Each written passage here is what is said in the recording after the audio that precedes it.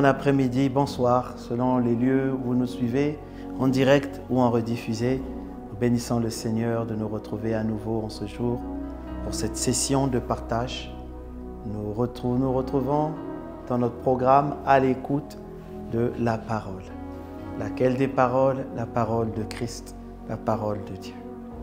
Alors, je rends grâce à Dieu pour vos vies, je rends grâce à Dieu pour vos églises, pour vos parents dans la foi. Je rends grâce à Dieu moi-même, pour mon église et mes parents dans la foi. Et je rends grâce à Dieu aussi pour tout ce que le Seigneur permet, que nous puissions nous retrouver encore en ce jour pour parler et partager sa parole. Alors nous allons incliner la tête et nous allons recommander. Et vous allez dire à Dieu, Seigneur, ouvre mon cœur afin que je reçoive ta parole. Tendre Père, merci de nous rassembler encore en ce jour. Merci de nous rassembler pour partager ta parole, Seigneur. Oh oui, Seigneur, tu es le Dieu de vie, celui qui nous a donné le souffle de vie encore en ce jour. Merci, Seigneur, pour ton esprit qui est là, que tu as envoyé pour nous conduire et nous enseigner. Et nous avons besoin encore de lui en ce jour. Parle à nos cœurs, puissant Saint-Esprit de Dieu. Ouvre nos cœurs, ouvre notre intelligence. Selon qu'il est écrit, le Seigneur Jésus, lorsqu'il est apparu à ses disciples, il leur ouvra l'intelligence. Dans d'autres versions, il est dit, il souffla sur eux et dit, en disant, recevez le Saint-Esprit. Que ton esprit nous ouvre l'intelligence. Que nous puissions comprendre des choses. Simplement, nous te le demandons, Père, dans le nom de Jésus. Conduis-nous en ce temps. Touche les cœurs au travers le monde. Guéris les cœurs. Illumine les yeux de nos cœurs. Traite nos cœurs dans le nom puissant de Jésus. Mais transforme-nous, Seigneur. Nous avons ainsi prié. Amen. Gloire à Dieu. Encore une fois de plus, bienvenue dans ce programme. Je suis encore très heureux de vous retrouver en ce jour, très joyeux. L'Éternel est ma joie et je suis content de vous retrouver. Merci, merci, merci pour les témoignages que vous envoyez. Merci pour ce que le Seigneur est en train de faire au travers de ce programme. Et vous qui n'avez pas envoyé vos témoignages, envoyez-nous vos témoignages. Dites comment Dieu vous touche. Posez vos questions sur les questions que vous avez à poser, car nous allons rentrer bientôt dans un programme que nous allons appeler « Pasteur, j'ai une question », où on prendra le temps de nous asseoir ensemble et de répondre aux questions. Répondre aux questions que vous vous posez, aux questions que nous nous posons. Amen. Alors, sans plus tarder, nous allons revenir sur notre thème. Nous sommes sur les prérequis pour grandir. Ah là là, ce sont des prérequis qui sont lourds. Mais c'est bien parce que si vraiment Dieu m'avait appris ça au moment où je me suis converti, je crois que je serais allé très vite. Je pense que j'aurais eu beaucoup de facilité à comprendre la parole de Dieu, certains versets, à reconnaître que non, ça c'est l'Ancien Testament, ça c'est le Nouveau Testament, ça c'est l'ancienne création, ça c'est la nouvelle création. Comme dit l'apôtre Paul, à ne pas être baladé à tout vent de doctrine, selon qui vient prêcher, qui mélange les choses et qui met le doute dans ma vie. Mais on aurait aussi appris à garder nos pensées sur Christ. À garder nos pensées, à savoir que là, mon esprit est déjà disposé, mon esprit est rempli du Saint-Esprit depuis ma nouvelle naissance. Et mon âme a besoin d'être restaurée, mon âme a besoin d'atteindre le salut de l'âme qui va nous poursuivre jusqu'à la fin de nos jours, le salut de l'âme. Amen. Alors, aujourd'hui, nous allons aborder, toujours dans les prérequis, la suite de ce que nous avons fait. Nous avons parlé de l'esprit, de l'âme. Nous avons parlé du cœur, afin de bien préciser où se trouvait le cœur dans tout ça, de l'homme intérieur. Nous avons parlé de l'enracinement et le fondement du cœur. Et cela a été un moment de délivrance parce que nos cœurs étaient saturés. Et le Seigneur est passé par sa parole pour nous délivrer. Et je lui rends grâce et je rends grâce à Dieu pour cela. Merci au Saint-Esprit d'avoir agi dans le nom de Jésus-Christ. Aujourd'hui, nous allons parler d'une implication directe de tout ce que nous avons vu. Mais nous allons essayer de le faire en une seule session. Parce que Dieu permettra qu'à l'avenir, nous puissions revenir sur certaines choses. N'oubliez pas, les prérequis, ce sont comme les bases. Les bases avant même de couler le fondement. Ce sont comme les bases qu'il faut avoir. Il faut comprendre afin de laisser la parole s'installer tranquillement. Alors, aujourd'hui, nous allons parler du lien entre la pensée, le cœur, que nous avons déjà vu. Et maintenant, on va rajouter un dernier point. La pensée, le cœur et la foi. La pensée, le cœur et la foi. Voyez, nous avons souvent du mal à croire. Nous doutons énormément. Or, dans la Bible, tout s'obtient par la foi. La foi, c'est comme l'argent du monde spirituel. La foi, c'est le bras qui saisit dans le monde invisible et le ramène dans le monde visible. La foi. La foi. Alors, pourquoi certains peuvent le faire et d'autres non? Pourquoi dans certains domaines c'est possible et d'autres on a du mal? Mais tout commence d'abord par nos pensées. Nous avons vu combien les pensées définissaient beaucoup de choses dans nos vies. Les pensées que nous avons impactent énormément notre vie. Et je vous ai dit, le Seigneur nous a parlé dernièrement, il y a plusieurs semaines, repartez en arrière, vous ne pourrez pas comprendre ça si vous n'avez pas suivi l'enseignement sur la pensée, sur le cœur, et maintenant ce que nous allons faire, la pensée, le cœur et la foi. C'est vraiment vital, vous devez le comprendre. Alors, nous pensons à beaucoup de choses. Je vais prendre un domaine simple. Je vais choisir quoi? Je peux choisir le travail, ou la maladie, ou la guérison, ou l'envie d'avoir un enfant. Nous avons des pensées qui vont nous venir du monde extérieur, comme quoi ces pensées sont contraires à ce que dit Dieu. Ces pensées viennent et se multiplient au-dedans de nous. Et là, je vous demande de voir la chose qui ne marche pas dans votre vie. De repartir en arrière et vous allez vous rendre compte d'une chose, c'est que vous avez eu beaucoup de pensées négatives. Beaucoup de pensées contraires, de difficultés. Certaines pensées sont venues de vous-même, en vous. D'autres sont venues parce que vous avez vu ce qu'on appelle la réalité. Or, nous devons nous baser sur la vérité qu'est la parole de Dieu. Il y a une différence entre réalité. Réalité, c'est ce qui est réel là. Mais la vérité, c'est celle qui arrivera toujours. Et celle qui est arrêtée. Et celle qui sera. La vérité devient toujours réalité à un moment. Mais la réalité ne finit pas par devenir vérité. Mais la vérité arrivera à un moment où elle sera réelle. Alors il y a des moments où vous recevez des choses et que ces choses réelles, des difficultés vous bloquent, vous envoient dans beaucoup de pensées, des pensées négatives par rapport à une situation. Voilà, merci Seigneur. Je vais prendre un point sur lequel nous terminerons. Dieu vous dit, je vous élèverai. Je bénirai votre entreprise. Je bénirai votre affaire, je bénirai les mains, je vous bénirai financièrement. Ou encore, je vous guérirai. Mais, et là j'ai même très mal parlé. Je veux revenir pour le fois de pourquoi j'ai dit que j'ai mal parlé. Alors, mais la réalité est contraire à ce que le Seigneur vous a donné comme promesse. Ce que vous voyez est vraiment contraire à ce que vous attendez. Alors, vous commencez à avoir des pensées qui commencent à naître dans votre cœur sur les difficultés, sur les blocages qui peuvent arriver, sur les choses qui sont contraires. Vous vous focalisez plus sur les choses qui sont contraires.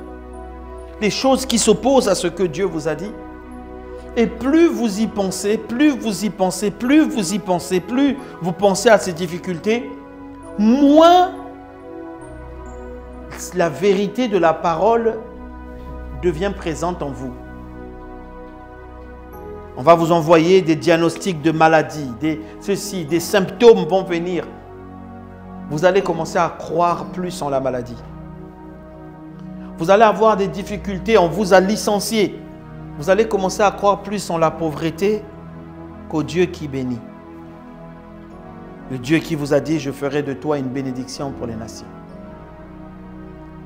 Vous allez commencer à croire plus aux difficultés que vous rencontrez pour tel ou tel projet.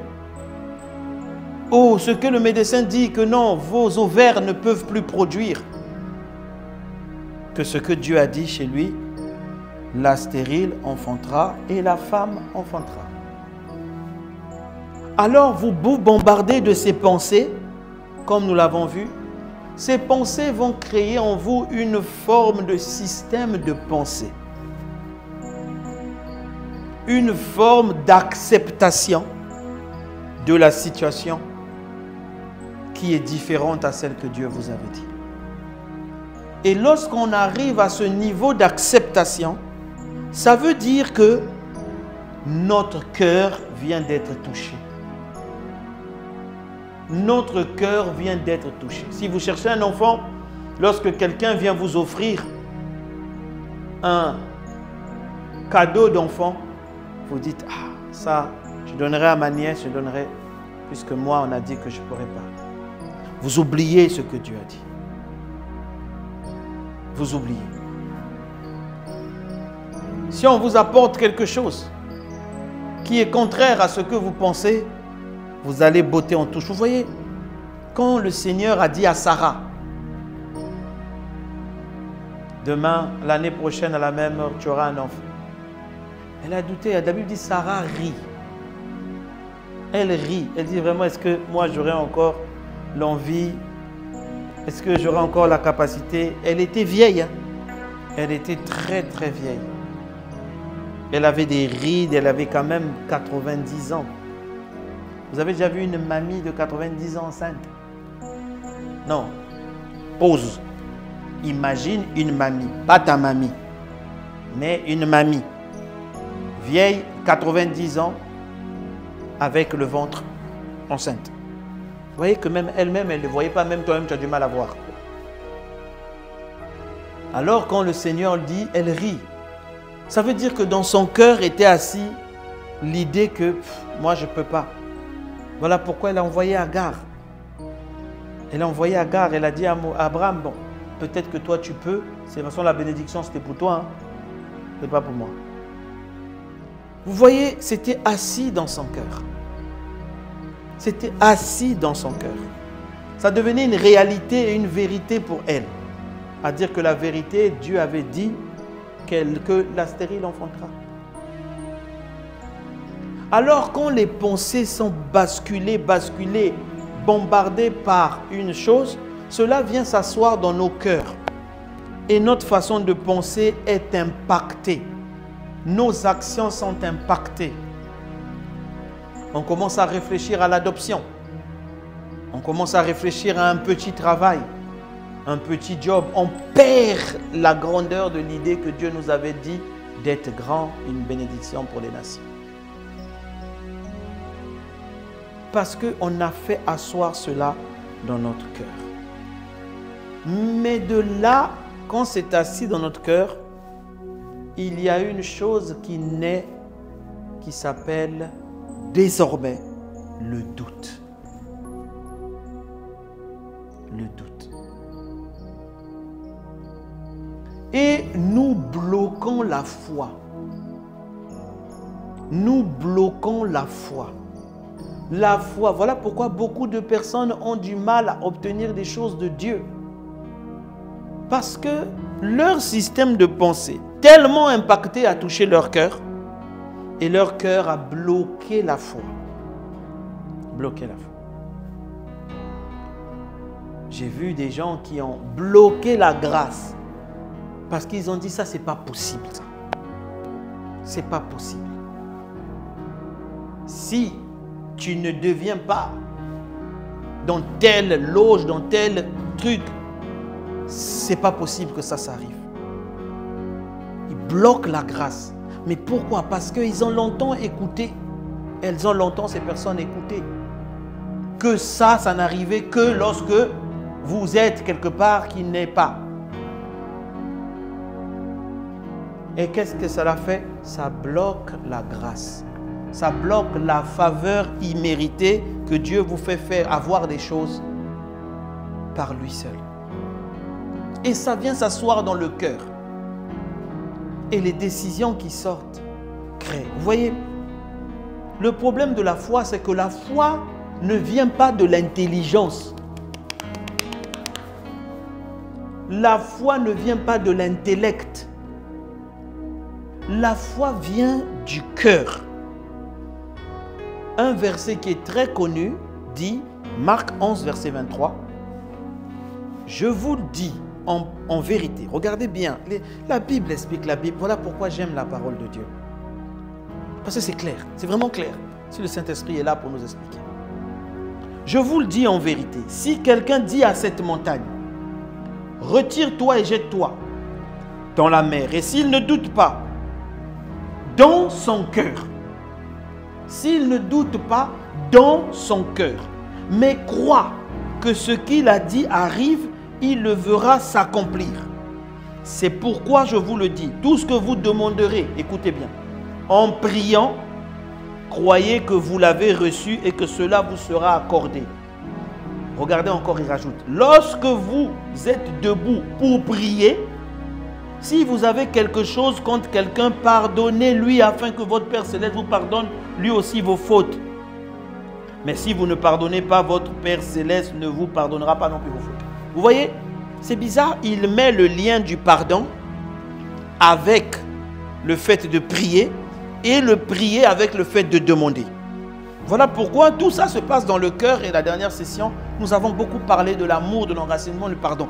C'est lié, ça s'explique. Parce que lorsque vous ne pardonnez pas, Dieu ne va pas vous pardonner vos fautes.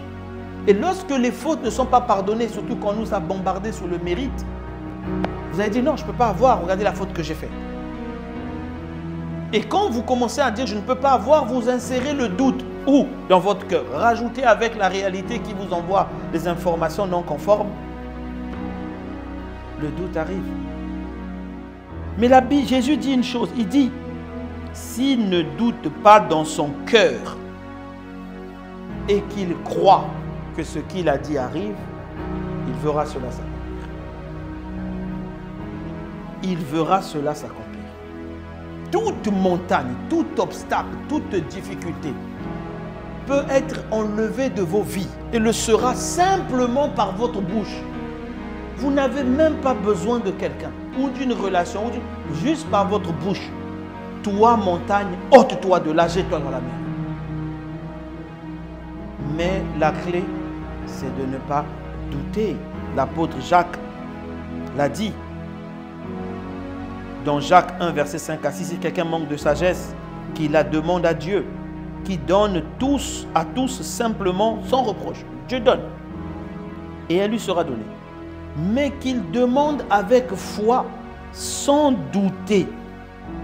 Car celui qui doute est semblable au flot de la mer agité par un vent du passé, un vent ou poussé d'un côté ou d'un autre. Qu'un tel homme ne s'imagine pas qu'il recevra quelque chose du Seigneur.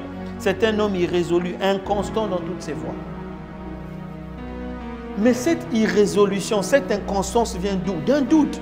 Mais ce doute vient d'où? Parce que dans le cœur, il y a le doute. Et le doute du cœur vient de quoi? Vient de l'ensemble des pensées négatives qu'on a emmagasinées par rapport à ce sujet. Je dis montagne, ôte-toi, mais je me souviens que cette montagne, c'est celle qui a fait partir mon oncle, mon père ou ma mère. C'est cette montagne qui a touché quelqu'un dans ma famille et ça revient. Et à un moment, l'intellect fait que le doute s'installe dans le cœur. Voilà pourquoi on a du mal On a beaucoup de mal avec la foi. Mais la foi se travaille. Regardez ce que dit la Bible par rapport au lien entre le cœur et la foi. Romains 10, 10. Car c'est en croyant du cœur qu'on parvient à la justice. C'est en confessant de la bouche qu'on parvient au salut. Ça veut dire que la justice, c'est qu'on vous donne ce qui vous revient, ce que Dieu vous a dit. La conformité selon Dieu. Mais le salut, c'est la manifestation de cela. C'est l'obtention. C'est la possession.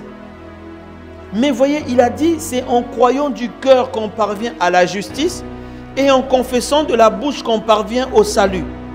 Souvenez-vous ce que dit la Bible aussi. C'est de l'abondance du cœur que la bouche parle. Donc si une bouche qui parle, elle n'est pas le fait d'un cœur abondant, vous n'obtiendrez pas. Voilà pourquoi le Seigneur dit, ce peuple m'honore des lèvres, leur bouche parle, mais leur cœur n'y est pas. Ça veut dire que je ne peux rien faire. Il n'y a pas la connexion entre le cœur et la bouche. Et certains ont cette connexion, mais avec des choses négatives. Leur cœur croit tellement qu'ils sont malades et que leur bouche confesse, je suis sérieusement malade. Et la maladie arrive. Une fois, pendant un enseignement excellent qu'un homme de Dieu donnait, il priait, il parlait sur les autels, un excellent enseignement. J'étais assis et puis j'écoutais cet enseignant prêcher. Et puis le Saint-Esprit me parle. Le Saint-Esprit me dit, cet enseignement n'est pas bon pour le peuple. Oh, Seigneur, avec tout ce qu'on est en train d'apprendre là, une révélation comme ça, il m'a dit oui.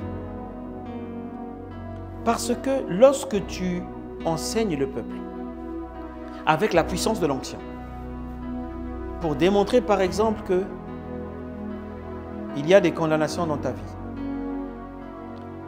à partir du moment où la personne dit « je reconnais qu'il y a des condamnations », elle vient elle-même d'ouvrir la porte. C'est-à-dire que son cœur est maintenant aligné avec sa bouche et l'esprit mauvais arrive. Vous savez, on a reçu le Saint-Esprit dans nos vies en croyant dans notre cœur que Jésus-Christ est mort pour nous et qu'il est ressuscité, et en le confessant de notre bouche. De la même manière, lorsqu'on croit des choses négatives dans notre cœur et que ce soit assis, et qu'on les confesse de nos bouches, mais quelque chose aussi vient. Le Saint-Esprit est venu de cette manière-là. Croyez que vous êtes malade, croyez que vous êtes oppressé, croyez que vous êtes sous la condamnation. Dites-le de votre bouche, vous allez ouvrir les portes de condamnation. C'est ça le lien. C'est une foi que vous venez de mettre en place. La Bible dit, nous avons reçu le même esprit de foi selon qu'il est écrit, j'ai cru, voilà pourquoi j'ai parlé. Et ça marche dans tous les domaines. Si tu crois que tu es pauvre et que tu déclares que tu es pauvre, tu seras pauvre, bien que tu aies tout dans Jésus-Christ. Il y a un lien profond entre le cœur qui est attaqué par les pensées que nous avons ou que nous entretenons et notre foi. Il y a un lien profond. Parce que quand notre cœur est assiégé par la parole de Dieu, il est assiégé par ce que Dieu dit, par la puissance de la croix et la puissance de ce que le sang de Jésus a fait pour nous. On déclare ce que Jésus a fait pour nous. Je déclare qu'il n'y a plus de condamnation sur ma vie. Selon Romains 8, verset 1, il n'y a maintenant plus de condamnation pour ceux qui sont en Jésus-Christ. Si la Bible dit, voilà pourquoi je vous ai dit au début, j'ai mal parlé. Quand j'ai dit, si Dieu dit, je te guérirai. En gros, Dieu l'a déjà dit. Il ne peut pas le dire au futur. La Bible dit, par ses meurtrissures, nous sommes guéris. Ça, c'est Ésaïe.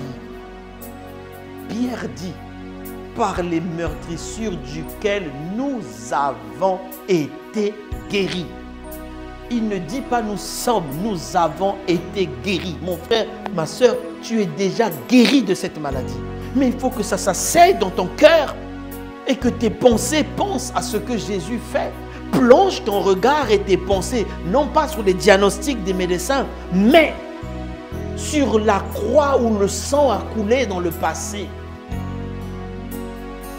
Et déclare, je suis guéri. Montagne, ôte-toi, jette-toi dans la mer. Pourquoi? Parce que tu as été vaincu à la croix. Tu as été vaincu. Le Seigneur t'a livré en spectacle. Son dos a été déchiqueté, sa barbe a été arrachée.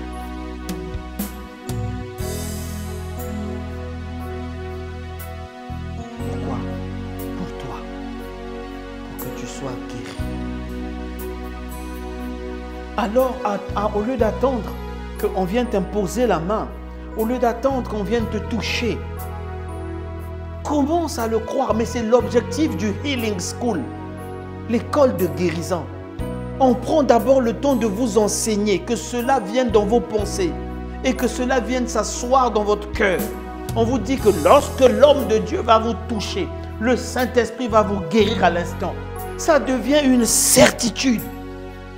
Alors quand la puissance de l'Esprit de Dieu vient et vous touche, vous êtes guéri sur place. Parce que votre cœur est sûr et certain. Par les pensées que vous avez eues avant, votre cœur est sûr et certain que ça sera ainsi. Et c'est ce qui arrive et c'est là qu'on appelle la foi. Et lorsque votre cœur n'est pas certain, lorsque votre cœur est bombardé par des pensées de doute, par des pensées cela, vous allez douter. Vous allez douter. Vous doutez sur un fait qui est déjà réel, qui a déjà été fait. Vous doutez. Et ça marche comme ça dans tous les domaines. Le cœur reçoit des informations, des pensées dans tous les domaines.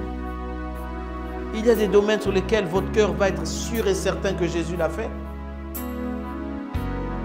Il y a d'autres, votre cœur va douter. Dites-moi un peu, depuis que vous êtes né, vous avez déjà vu une vierge enceinte? Parlons peu, parlons bien. Vous avez déjà vu une vierge enceinte? Mais votre cœur sait que Marie a été enceinte sans avoir connu d'homme. C'est assis dans votre cœur. Même si on vous réveille la nuit, réveille-toi, réveille-toi, réveille-toi. Le père de Jésus, c'était qui? Joseph. C'est lui le mari? C'est lui le père biologique? Non. Pourquoi? Marie, c'était l'ombre du Saint-Esprit là qu'on recouvrait. Tu es sûr, tu étais là? Non. Mais je le sais. C'est assis dans mon cœur que Christ est né d'une vierge. De la même manière que ce qu'il vous a dit doit être assis dans vos cœurs. La Bible déclare dans le livre de Hébreux 11 au verset 3, c'est par la foi que nous reconnaissons que les mondes, tous les mondes, ont été créés par la parole de Dieu, de sorte que ce que l'on voit vient de l'invisible. Il dit c'est par la foi.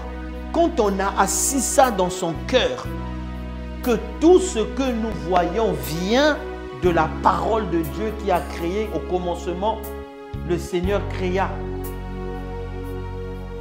toutes choses par la parole. À partir de ce moment-là, quand vous croyez en ça, vous croyez que la parole de Dieu est créatrice. Vous croyez que lorsqu'elle sort, elle ne sort pas pour faire des choses. elle sort à vous créer directement. Il a dit, mes paroles ne reviennent pas à moi sans avoir accompli ce pourquoi elles sont envoyées. Si vous êtes assis dedans, vous savez que la parole de Dieu crée, alors vous allez ouvrir vos livres, vos cahiers, vous allez vous souvenir de tous les songes que le Seigneur a dit, je ferai de toi ou j'ai fait de toi ceci. Parce que vous savez que de la même manière que les mondes ont été créés par la parole, de la même manière cette parole qui avait été dite sur moi aura son accomplissement. Voilà pourquoi Habakkuk 2 dit, écris la prophétie, grave-la où? Sur les tablettes de ton cœur, encore le cœur, qu'on l'écrive sur le cœur, que ce ne soit pas l'objet d'un doute. Si elle tarde à arriver, attends-la, pense qu'elle arrivera et elle s'accomplira. Il rajoute, elle s'accomplira certainement. Ça veut dire avec certitude, mais à condition que ce soit écrit sur les tablettes de ton cœur. Ça veut dire qu'aucune pensée ne peut venir s'opposer. Si une pensée vient qui est différente, ça dit non, ça c'est pas, je refuse cette pensée. Arrière de moi Satan, arrière de moi mauvaise pensée. Pourquoi? Mais regarde, la réalité te dit que ce n'est pas ça. Non, je refuse. Pourquoi? Dieu avait dit ce que Dieu dit. Il n'est pas un fils pour mentir, il n'est pas un homme pour se repentir, ni un fils d'homme.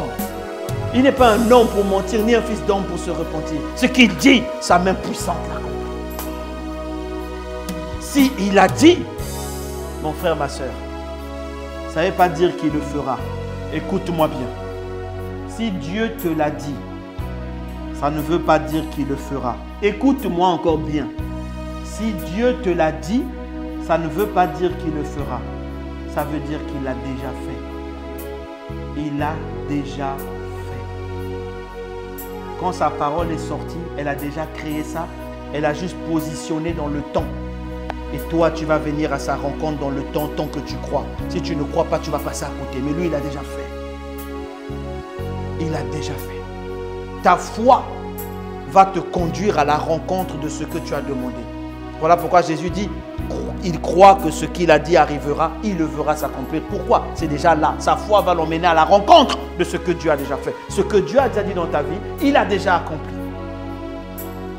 Il a déjà accompli. Mais il faut que ton cœur garde les écrits sur les tablettes. Garde les paroles sur les tablettes. On va s'arrêter là. Oh Seigneur, la beauté de ta parole est claire. Elle donne l'intelligence aux saints, la révélation de tes paroles. Alors, battons-nous à ce que nos pensées touchent nos cœurs d'une certaine manière qui sont celles des Écritures et de la parole créatrice. Gardons nos pensées sur ce que Dieu a dit et que nos bouches déclarent ce que Dieu a dit. Ainsi, la foi naîtra simplement, librement. La foi naîtra et les choses s'accompliront d'elles-mêmes. Que Dieu vous bénisse. Que là où il y avait le doute dans votre vie, le Seigneur balaie le doute. Chassez les pensées de doute. Refusez-les. Déclarez ce que Dieu dit de vous. Déclarez ce que la parole de Dieu dit de vous. Et vous le verrez s'accomplir et vous serez plus que champion dans ce monde. Vous serez une bénédiction des nations. Parce que Dieu l'a déjà dit et c'est dans le temps. Croyez ce qu'il a dit sur vos vies. Vous n'êtes pas stérile, vous concevrez. Vous n'êtes pas pauvre, la Bible dit vous êtes riche. Que le pauvre dise je suis riche, que le faible dise je suis fort. Là est le secret de l'obtention. Que Dieu vous bénisse, tendre Père, merci. Parce que ta parole est claire, elle donne de l'intelligence au sein. Merci pour ton onction qui touche maintenant et qui ramène les choses, qui ramène certaines pensées captives à la volonté du Seigneur Jésus-Christ.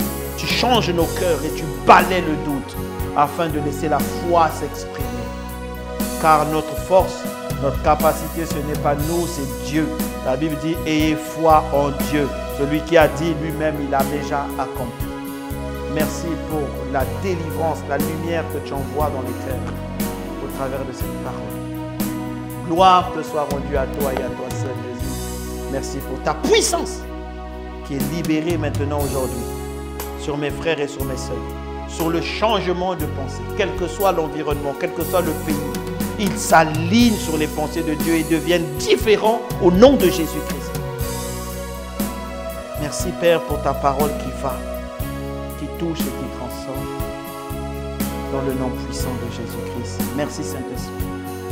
Amen. Que Dieu vous bénisse. Que Dieu vous fasse du bien.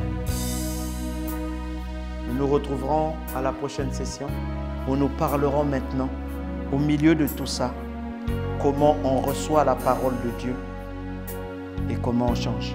Et comment on change nos vies. Comment on voit que la parole est vraie. Si vous n'avez pas encore donné vos vies à Jésus, ne partez pas, restez avec nous. Faites-la cette prière avec nous. Au reste, je vous dis bonne journée, bon après-midi, bonne soirée. Alors là, vous êtes, envoyez-nous vos témoignages. Nous sommes heureux de voir, nous voulons voir ce que Dieu fait dans vos vies. Partagez ces enseignements, je vous en prie.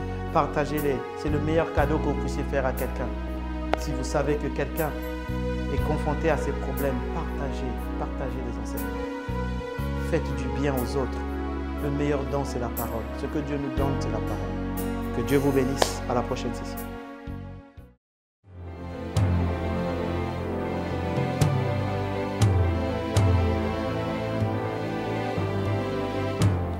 Ô Seigneur Dieu, je crois en ton Fils Jésus-Christ. Je crois qu'il est mort pour moi et que Dieu l'a ressuscité d'entre les morts. Je confesse de ma bouche que Jésus-Christ est le Seigneur de ma vie. Dès maintenant et pour toujours. Je donne ma vie à Jésus-Christ dès aujourd'hui et j'ouvre mon cœur par la foi et reçois le salut. Je reçois maintenant la vie éternelle dans mon esprit.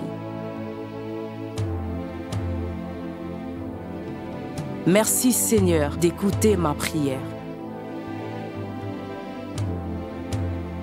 Mes péchés ont été lavés par le sang de Jésus.